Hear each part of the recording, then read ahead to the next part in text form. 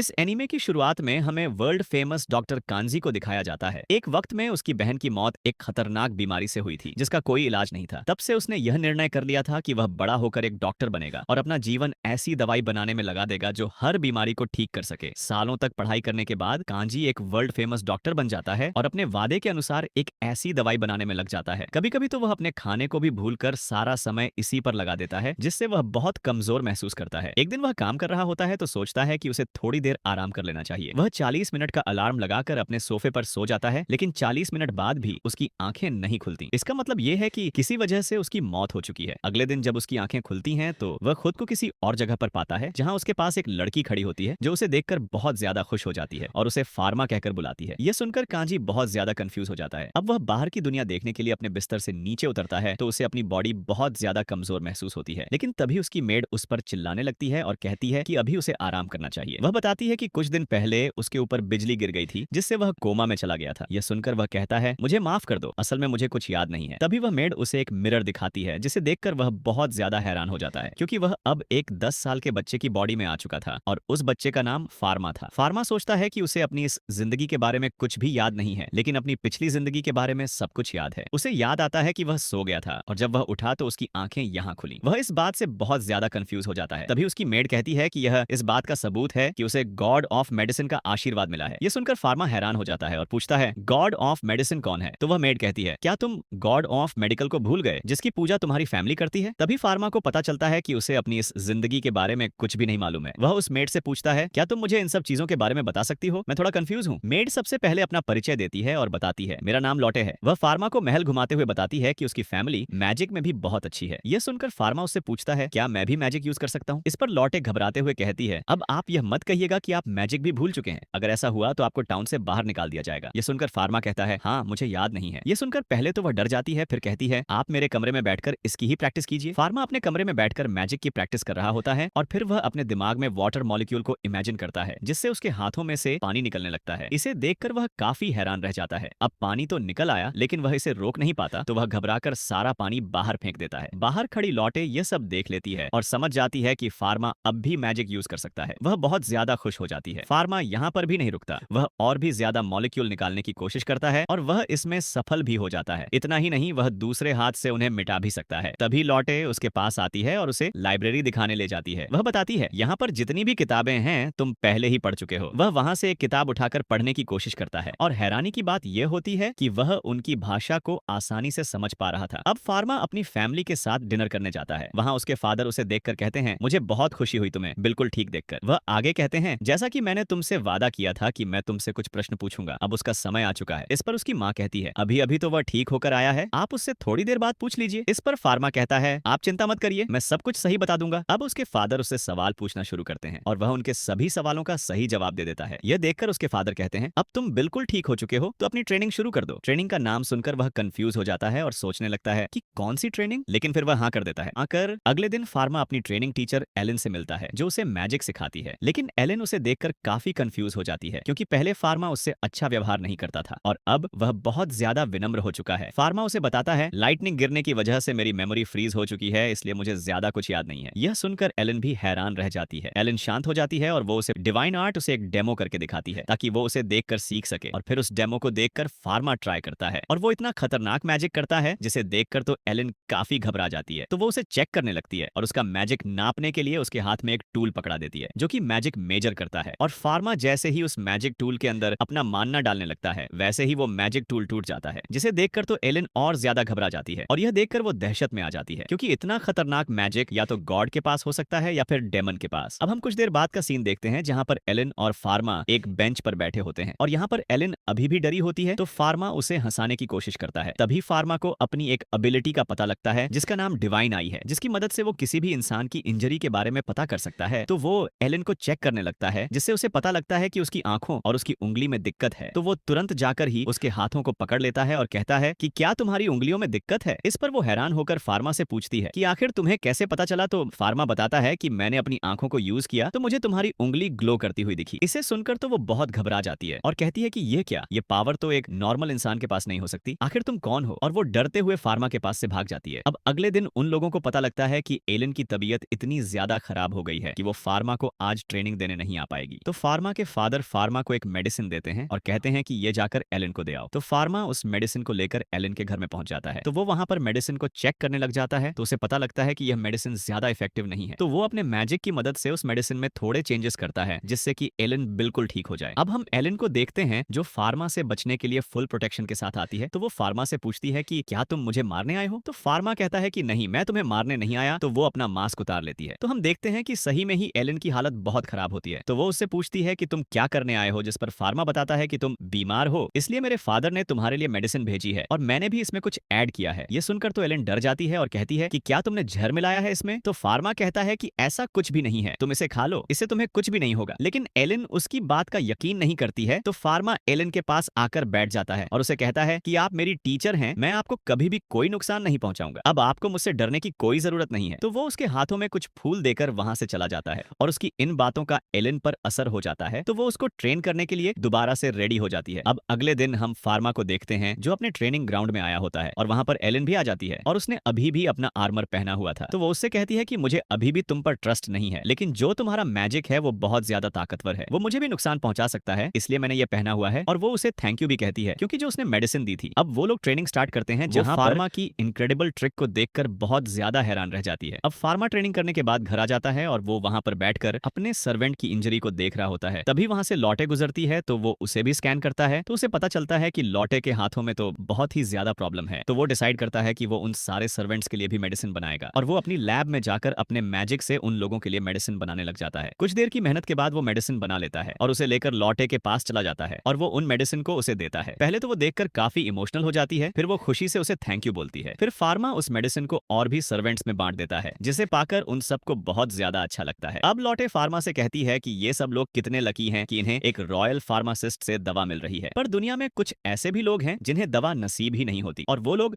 लाचारी के कारण मारे जाते हैं। ये बातें फार्मा के दिल पर जाकर लगती हैं तो वो डिसाइड करता है कि वो एक ऐसी दुनिया बनाएगा जहां कोई भी इंसान दवाइयों की कमी से नहीं मरेगा। अब अगले दिन फार्मा अपनी फैमिली के साथ खाना खाने बैठता है तो वो देखता है कि उसकी बहन डाइनिंग टेबल पर मिसिंग है। तो वो अपने फादर से पूछता है कि सिस्टर कहां पर है, जिस पर उसके फादर बताते हैं कि तुम्हारी बहन को चिकन पॉक्स निकले हैं जिसकी वजह से उसको क्वारंटीन कर दिया गया है और हम लोग वहां पर नहीं जा सकते क्योंकि वो बीमारी बहुत तेजी से फैलती है। तो फार्मा सोचता है कि अरे चिकन पॉक्स यहाँ पर भी होता है तो इसका इलाज तो मेरे पास है। तो वो अपनी बहन के लिए एक मेडिसिन बनाने लगता है अपनी पास्ट मेमोरी की नॉलेज की मदद से और वो अपनी बहन के खाने में वो दवाई मिलाकर उसके रूम में पहुंच जाता है। उसकी बहन उसे देखकर कहती है कि फादर ने तो मना किया है कि मेरे पास कोई भी नहीं आ सकता, तो आप यहाँ पर क्या कर रहे हैं? जिस पर फार्मा कहता है कि यह एक सीक्रेट है, तुम इसके बारे में किसी को भी नहीं बताओगी और वो फिर उसको खाना खिलाने लग जाता है। कुछ हफ्तों बाद हम देखते हैं कि उसकी बहन उसकी दवाई से ठीक हो जाती है। अब फार्मा अपनी लैब में जाकर मिनी माइक्रोस्कोप बनाता है क्योंकि वो हर वक्त अपनी फिंगर को स्क्रॉल करके डिवाइन आई का उपयोग नहीं कर सकता। तभी उसकी लैब में एक आदमी आता है और आकर कहता है कि आपके पिता आपको बुला रहे हैं। जैसे ही वह अपने पिता के पास आता है तो उसके पिता कहते हैं कि अपना बैग पैक कर लो, हमें रॉयल किंगडम जाना है। अगले दिन का दृश्य दिखाया जाता है जहां वे लोग रॉयल किंगडम पहुंच चुके थे और वहां हमें प्रिंसेस को भी दिखाया जाता है जिनकी तबीयत बहुत ज्यादा खराब थी। उनकी हालत इतनी खराब थी कि वह मरने की कगार पर थी और इसी वजह से दुनिया के सबसे बेहतरीन फार्मासिस्ट उनका चेकअप करने आए थे। जब वे फार्मासिस्ट बारी बारी से प्रिंसेस का चेकअप करते हैं तो वे सभी काफी कंफ्यूज हो जाते हैं क्योंकि प्रिंसेस की बीमारी इतनी जटिल होती है कि वे सब अपने हाथ खड़े कर देते हैं और कहते हैं कि हमसे यह इलाज नहीं हो पाएगा। उनमें फार्मा के पिता भी होते हैं जो इनकार कर देते हैं कि हम इनका इलाज नहीं कर पाएंगे। यह देखकर फार्मा कहता है कि ऐसी कौन सी बीमारी है जिसका इलाज कोई कर ही नहीं पा रहा। वह अपनी डिवाइन आई का उपयोग करके पता लगाता है कि प्रिंसेस को ट्यूबरकुलोसिस टीबी की बीमारी है। इस बीमारी में तो इंसान पर कोई दवा काम नहीं करती और इस मरीज को सिर्फ इंजेक्शन देकर ही बचाया जा सकता है, लेकिन इस दुनिया में तो इंजेक्शन अस्तित्व में ही नहीं रखते, तो फिर आखिर इसे बचाएं कैसे? वह इतना सोच ही रहा होता है कि तभी क्वीन के बच्चे उसके पास रोते हुए आते हैं और कहते हैं, माँ आप हमें छोड़कर नहीं जा सकती। ये देखकर फार्मा अपना नियंत्रण खो देता है और वह क्वीन के पास जाकर कहता है, क्या मैं आपका इलाज कर सकता हूँ? क्योंकि मेरे पास एक ऐसी दवाई है जो आपको ठीक कर सकती है। यह सुनकर सभी लोग काफी हैरान हो जाते हैं और उसे कहते हैं, ऐ लड़के, क्वीन को परेशान मत करो। यही बात उसके पिता भी उसे कहते हैं, कोई ऐसी हरकत मत करो कि क्वीन को परेशानी झेलनी पड़े। तभी क्वीन फार्मा से कहती है, मैं तुम्हें इजाजत देती हूँ कि तुम मेरा इलाज कर सकते हो क्योंकि इन लोगों ने तो अपने हाथ खड़े कर दिए हैं, लेकिन मेरी आखिरी उम्मीद तुम ही हो। यह सुनने के बाद फार्मा सीधे अपनी लैब में पहुंच जाता है और दरवाजे को आइस से बंद कर देता है ताकि कोई अंदर ना आ सके। अब वह मेडिसिन बनाना शुरू कर देता है। तभी फार्मा के पिता बाहर आकर उससे कहते हैं, फार्मा तुम्हें पता है ना कि तुम क्या कर रहे हो? अगर कुछ गलत हुआ तो तुम्हारे साथ बहुत बुरा हो सकता है। लेकिन फार्मा अपने पिता की बातों पर ध्यान नहीं देता। तब उसके पिता उसे रोकने के लिए उस पर आइस मैजिक से हमला कर देते हैं। बचने के लिए फार्मा शील्ड बनाकर उसे कैंसिल कर देता है और अपने चारों ओर एक आइस बैरियर खड़ा कर देता है। उसके पिता यह देखकर काफी हैरान हैरान हो जाते हैं कि इसने अपनी मैजिक स्टिक के बिना मैजिक का उपयोग कैसे किया। वे उससे पूछते हैं तुम कौन हो, क्योंकि उन्हें फार्मा पर शक होने लगता है। तभी उनकी नजर फार्मा की रिसर्च डायरी पर पड़ती है। वे उसे खोलकर पढ़ने लगते हैं और पूछते हैं आखिर यह सब क्या है। फार्मा बताता है यह नई मेडिसिन के फॉर्मूले हैं, क्योंकि जब मैं कोमा में था तो मुझे इनके सपने आया करते थे और मैंने इन्हें याद कर लिया। यह सब सुनकर उसके पिता कहते हैं अच्छा तो ये बात है। फिर वे कहते हैं जब मैंने तुम्हारे कंधे पर देखा तो मुझे पता लग गया कि तुम्हें गॉड ऑफ मेडिसिन का आशीर्वाद मिला है, इसलिए तुम्हें ये सपने आ रहे हैं। मुझे तुम पर भरोसा है, तुम अपना काम करो। यह कहकर वे वहां से चले जाते हैं। अब फार्मा मेडिसिन बनाना शुरू कर देता है और अगले दिन उस मेडिसिन को लेकर रॉयल किंगडम पहुंच जाता है। वहां वह प्रिंसेस को दवा देने से पहले बताता है कि आपकी जो बीमारी है वह संक्रमण के कारण हुई है, इसलिए आपको यह दवा 1 या 2 साल तक लेनी पड़ सकती है, इसलिए आपको तैयार रहना होगा। फिर वह उनका ब्लड सैंपल लेकर अपने माइक्रोस्कोप से उन्हें बैक्टीरिया दिखाता है, जिसे देखकर वे काफी हैरान हो जाती हैं। अब फार्मा 2 मेडिसिन के गिलास तैयार करता है। वह एक गिलास खुद पीता है और दूसरा क्वीन को पिलाता है और कहता है अब हम दोनों की किस्मत इस मेडिसिन पर टिकी हुई है, लेकिन दोनों में से किसी को कुछ भी नहीं होता। थोड़ी देर बाद क्वीन खुद को काफी बेहतर महसूस करने लगती है। ये देखकर सभी फार्मासिस्ट फार्मा की तारीफ करने लग जाते हैं। अब फार्मा अपने पिता के साथ मेंशन में वापस आ जाता है। अब हमें 3 महीने बाद का दृश्य दिखाया जाता है, जहां फार्मा क्वीन का चेकअप करने के लिए आया होता है। वह उन्हें बताता है अब आप धीरे धीरे ठीक हो रही हैं। क्वीन उसे कहती है मैंने तो जीने की उम्मीद ही छोड़ दी थी, मुझे तो ऐसा लग रहा था कि मैं मरने वाली हूँ, लेकिन एक इंसान की वजह से ही मैं बच पाई हूँ और वह मेरा बेटा है जिसने मुझे जीने की दोबारा किरण दिखाई। अब फार्मा बहुत खुश होता है और वहां से जाते हुए कहता है अपना ख्याल रखना, मैं चलता हूँ। अगले दिन का दृश्य दिखाया जाता है जहाँ फार्मा और उसके पिता अच्छे खासे कपड़े पहनकर रॉयल किंगडम पहुंचे होते हैं, क्योंकि आज उन्हें क्वीन द्वारा सम्मान दिया जाना होता है। पहले बारी आती है फार्मा के पिता की, जहाँ क्वीन अपने सिंहासन के सामने खड़ी होकर उन्हें सम्मान देती है। फिर बारी आती है फार्मा की, जहाँ उसे सम्मान के साथ साथ रॉयल फार्मासिस्ट का टैग भी मिलता है। अब क्वीन उससे कहती है तुम अपनी रॉयल कैपिटल में कहीं भी फार्मेसी खोल सकते हो। यह सुनकर फार्मा बहुत खुश हो जाता है, क्योंकि उसका सपना पूरा हो रहा होता है। फिर फार्मा घर पहुंचकर पूरी कारपेंटर की फौज को बुला लेता है ताकि वह अपनी फार्मेसी जल्दी से बनवा सके, लेकिन वह सोच रहा होता है मैं अपनी फार्मेसी का क्या नाम रखूं। बहुत सोचने के बाद फार्मा अपनी फार्मेसी का नाम बताता है और कहता है कि मेरी फार्मेसी का नाम होगा दी पैरेलल वर्ल्ड फार्मेसी। इस नाम को सुनकर सब जोश में आ जाते हैं और फार्मेसी का काम शुरू कर देते हैं। अब यहाँ पर सारे कारपेंटर मिलकर फार्मा की फार्मेसी का बोर्ड तैयार कर देते हैं। तभी वहां पर एलिन आ जाती है और फार्मेसी का नाम देखकर बहुत ज्यादा खुश हो जाती है और कहती है कि नाम तो बहुत अच्छा रखा है तुमने। तो फार्मा उसे कहता है तुम्हारी राय के लिए धन्यवाद। अब एलिन उससे फार्मेसी के बारे में कुछ सवाल पूछने लग जाती है। तभी वहां पर एक आदमी आता है और फार्मा से पूछता है कि तुम यहाँ के एम्प्लॉय हो या बॉस। तो फार्मा उसे बताता है कि मैं यहाँ का बॉस हूँ। ये सुनकर वह हंसते हुए कहता है अरे वाह, तुम तो बहुत छोटी उम्र में यहाँ के बॉस बन गए। फिर वह कहता है मेरे पास तुम्हारे लिए एक बहुत अच्छी डील है, क्या तुम मेरे साथ कोलैब करना चाहोगे। जिस पर फार्मा कहता है नहीं, मुझे तुम्हारे साथ काम करने में कोई दिलचस्पी नहीं है। तो वह आदमी कहता है तुम बहुत पछताओगे, मेरे साथ काम करो, लोकल एरिया में वैसे भी तुम क्या ही कमा पाओगे। तो फार्मा उसे कहता है मैं वैसे भी इससे कुछ कमाना नहीं चाहता, मैं गरीब लोगों में सस्ती दवा बांटना चाहता हूँ। यह सुनकर वह आदमी बहुत हैरान हो जाता है। अब फार्मा अपनी फार्मेसी में आ जाता है और देखता है कि यहाँ पर सिर्फ 2 वर्कर्स हैं, जिनमें से एक वह खुद है। तो वह सोचता है कि हमें वर्कर्स को बढ़ाना चाहिए। तभी वहां पर लौटे भी आ जाती है और वह उससे काम मांगने लगती है और कहती है जैसे कि मैं घर में सब कुछ करती हूँ यहाँ पर भी कर लूंगी। तो फार्मा उसे काम पर रख लेता है, लेकिन अभी भी अकाउंटेंट के लिए एक व्यक्ति की जरूरत होती है। वह सोचता है कि कौन सा अकाउंटेंट रखूं जो थोड़ा अनुभव भी रखता हो। फार्मा अपने घर आ जाता है, जहां पर वह देखता है कि उसके घर के जितने भी नौकर हैं वे सब रो रहे होते हैं। वह सोचने लगता है कि ये सब आकर रो क्यों रहे हैं। उसे पता लगता है कि उसके पिता के अकाउंटेंट आज रिटायर हो रहे हैं, क्योंकि उनके पैरों में बहुत दर्द होता था, जिससे वे ठीक से चल भी नहीं पाते थे। ये सुनकर फार्मा कहता है अगर मैं आपके पैरों का इलाज कर दूं तो क्या आप मेरे साथ काम करेंगे। जिस पर वे मान जाते हैं। फिर वह सबसे पहले अपने पिता से अनुमति लेने जाता है और कहता है आज जो आपके पास अकाउंटेंट रिटायर हुआ है, क्या मैं उसे अपनी फार्मेसी में नौकरी दे सकता हूँ। इस पर उसके पिता मान जाते हैं और उसे सोने से भरा हुआ सिक्कों का बक्सा भी देते हैं, ताकि वह अपनी फार्मेसी को और भी बेहतर बना सके। फिर अगले दिन फार्मा अपनी फार्मेसी का ग्रैंड ओपनिंग कर देता है, लेकिन जरूरी तो नहीं है कि आपने नया बिजनेस खोला हो और उसमें तुरंत ही ग्राहक आ जाएं। वैसा ही फार्मा के साथ होता है। पूरा महीना उसकी फार्मेसी को बीत जाता है, लेकिन एक भी ग्राहक नहीं आता, सिवाय एक बुजुर्ग आदमी के जो वहां पर सिर्फ टॉफी खरीदने आता था। इस वजह से फार्मा बहुत ज्यादा परेशान होता है। तो उसके माता पिता अपना भेष बदलकर उसकी फार्मेसी में आते हैं, लेकिन फार्मा उन्हें आसानी से पहचान लेता है। वह उन्हें अंदर ले जाता है और बताता है कि मेरी फार्मेसी बिल्कुल भी नहीं चल रही है। यह सुनकर उसके पिता कहते हैं क्या तुम मुझे अपनी फार्मेसी दिखा सकते हो। तो फार्मा उन्हें अपनी फार्मेसी दिखाने लग जाता है। सबसे पहले वह उन्हें मेडिसिन रूम दिखाता है, जहां पर बहुत सारी दवाइयां रखी होती हैं। फिर वह उन्हें मरीजों के लिए बनाए गए बेडरूम्स को भी दिखाता है। फिर वह अपने पिता से पूछता है क्या आपको यहाँ पर कोई कमी दिखी। जिस पर उसके पिता कहते हैं यहाँ तो सब बढ़िया है, कोई कमी नहीं दिख रही मुझे। फिर फार्मा की माँ उसे सुझाव देती है तुम्हें मेडिसिन के साथ साथ ब्यूटी प्रोडक्ट्स भी बेचने चाहिए, जो कम कीमत में हो और उनकी गुणवत्ता भी बहुत अच्छी हो। फार्मा को अपनी माँ का यह सुझाव बहुत अच्छा लगता है। उसके पिता कहते हैं अगर तुम इस तरह के प्रोडक्ट्स बनाओगे तो उनमें किसी भी प्रकार के केमिकल का इस्तेमाल मत करना, वरना ये स्किन डिजीज का कारण बन सकते हैं। अब इनके बीच ये सब बातें चल ही रही होती हैं। तभी वहां पर एक आदमी बहुत ज्यादा घबराते हुए आता है और फार्मा से कहता है, क्या यहाँ पर कोई फार्मासिस्ट है? एक लड़की की हालत बहुत ज्यादा खराब है। ये सुनने के बाद फार्मा उस लड़की के पास जाता है, जहाँ पर हम देखते हैं कि वास्तव में उस लड़की की हालत बहुत ज्यादा खराब होती है। वह अपनी डिवाइन आई का उपयोग करके पता लगाता है कि उसके हाथ में बहुत ज्यादा कट लगे हुए हैं, जिसकी वजह से उसका भारी रक्तस्राव हो गया है और उसकी यह हालत हो गई है। फार्मा उसे अपनी फार्मेसी में ले आता है और उसका इलाज करने के बाद पूछता है, आखिर तुमने अपने हाथों पर कट क्यों लगाए? तो लड़की कहती है, मुझे मेरे क्रश ने रिजेक्ट कर दिया, इसलिए मैंने कट लगाए। फिर वह रोने लग जाती है और सबसे माफी मांगते हुए कहती है, मेरी वजह से आपको बहुत सारी समस्याओं का सामना करना पड़ा। जिस पर एलिन उससे कहती है, कोई बात नहीं, लेकिन आगे से तुम दोबारा ऐसी हरकत नहीं करोगी। अब हमें कुछ दिन बाद का दृश्य दिखाया जाता है, जहाँ पर वही लड़की फिर से फार्मा की फार्मेसी में आती है। इस बीच फार्मा ने अपनी ब्यूटी प्रोडक्ट्स भी तैयार कर ली होती है, तो वह उस लड़की को लगाने के लिए देता है, जिसे लगाकर उसे बहुत अच्छा महसूस होता है। उधर हम लॉटे को देखते हैं, जो कुछ ब्यूटी प्रोडक्ट्स को महिलाओं में बांट रही होती है, जिससे उसकी बहुत अच्छी मार्केटिंग भी हो जाती है और उसकी फार्मेसी में धीरे धीरे करके बहुत सारे लोग आने लग जाते हैं, क्योंकि फार्मा के प्रोडक्ट्स बहुत ज्यादा सस्ते होते हैं और उनकी गुणवत्ता भी काफी अच्छी होती है। अब ब्यूटी प्रोडक्ट्स की ज्यादा मांग देखने के बाद फार्मा एक ब्यूटी प्रोडक्ट्स की अलग ब्रांच भी खोल लेता है, जहां पर वह बहुत सारे ब्यूटिशियंस को काम पर रखता है, ताकि वे ज्यादा से ज्यादा ब्यूटी प्रोडक्ट्स बना सकें। अब फार्मा की फार्मेसी भी चल पड़ती है और पूरे शहर में उसकी ब्यूटी प्रोडक्ट्स की चर्चा होने लग जाती है। ये चर्चा घूमते फिरते क्वीन के पास चली जाती है, तो क्वीन फार्मा को अपने पास बुलाती है उसकी ब्यूटी प्रोडक्ट्स चेक करने के लिए। फार्मा सबसे पहले अपना लिप बाम देता है। जैसे ही क्वीन उसे अपने होंठों पर लगाती है, तो उसे अपने होंठ बहुत ज्यादा सुंदर लगने लगते हैं। क्वीन उसे कहती है कि तुम्हें अपने प्रोडक्ट्स के दाम बढ़ाने होंगे, क्योंकि तुम्हारा प्रोडक्ट मार्केट में सबसे सस्ता बिकता है, जिस वजह से लोग दूसरी दुकानों में जाना पसंद ही नहीं करते और इसलिए उनका बहुत नुकसान हो रहा है। अगर ऐसा ही चलता रहा तो एक दिन वे लोग सड़क पर आ जाएंगे। क्वीन की यह बात सुनकर फार्मा को एहसास होता है कि वह गलत कर रहा है, तो वह अपनी कीमतें बढ़ाने के लिए मान जाता है। इसके बाद हम फार्मा को बीच पर देखते हैं, जहां उसकी छोटी बहन और लोटे रेत से खेल रहे होते हैं और एलिन कहीं सो रही होती है। फार्मा को देखते ही उसकी छोटी बहन पानी में जाने की जिद करने लगती है, जिस पर वह उसे मना कर देता है और कहता है कि फादर ने पानी में जाने से मना किया है। लेकिन लॉटे और छोटी बहन बहुत ज्यादा जिद करने लग जाते हैं, जिस वजह से वह उन्हें रोक नहीं पाता और जाने की इजाजत दे देता है। फार्मा की छोटी बहन उसे भी अपने साथ चलने के लिए कहती है, लेकिन वह इनकार कर देता है। यह बात सुनकर फार्मा को अपनी पहली बहन की याद आने लग जाती है, तो वह एक जगह बैठकर बहुत ज्यादा रोने लग जाता है। तभी उसे आवाज आती है कि उसकी छोटी बहन पानी में डूब रही है। वह उसे बचाने के लिए जल्दी से आगे बढ़ता है, क्योंकि वह अपनी पहली बहन की तरह इसको भी नहीं खोना चाहता था। जैसे ही वह आगे बढ़कर देखता है, तो उसकी छोटी बहन पानी में डूबती चली जा रही होती है। वह उसे बचाने की कोशिश करता है, लेकिन बचा नहीं पा रहा होता। वह अचानक बहुत जोर से चिल्लाता है, जिससे उसकी बॉडी के अंदर से बहुत ज्यादा पावर रिलीज होने लगती है और वहां पर एक बहुत बड़ा गड्ढा हो जाता है, जहां पानी की एक बूंद भी नहीं होती। ये देखने के बाद फार्मा भी अपनी शक्ति से डरने लग जाता है और वहां खड़ी एलिन भी ये देखकर काफी हैरान हो जाती है, क्योंकि इस समय फार्मा ने नेगेटिव डिवाइन पावर का इस्तेमाल किया था, जो सिर्फ एक डीमन ही कर सकता है। अब फार्मा अपनी बहन को सही सलामत लेकर बाहर आ जाता है और सोचता है कि शायद उसे किसी ने यह सब करते हुए नहीं देखा, लेकिन इस बार वह गलत था। वहां खड़ा एक व्यक्ति यह सब देख रहा होता है, तो वह जाकर होली ग्रुप के मेंबर को यह सब बता देता है। यह सुनने के बाद उन्हें लगता है कि शायद यह सब एक मॉन्स्टर का काम है, तो वे फार्मा पर नजर रखने के लिए 2 जासूस भेज देते हैं। इसके बाद वह व्यक्ति वहां से चला जाता है और पूरे शहर में अफवाह फैला देता है। जब यह बात फार्मा के फादर को पता चलती है, तो उन्हें लगता है कि शायद उनकी फैमिली को कोई टारगेट कर रहा है। अगले दिन फार्मा अपनी फार्मेसी में सफाई करने के लिए जाता है, तो उसके कुछ ग्राहक अपने दल के साथ उसकी मदद करने के लिए आते हैं। इसी के साथ शहर के कुछ लोग भी उसकी मदद के लिए पहुंचते हैं। तभी उसके पास एक लड़की घबराई हुई आती है और कहती है कि मेरे फादर बेहोश हो गए हैं, चलिए मेरे साथ जल्दी से। फार्मा तुरंत अपने हथियार उठाता है और उसकी मदद करने के लिए निकल पड़ता है।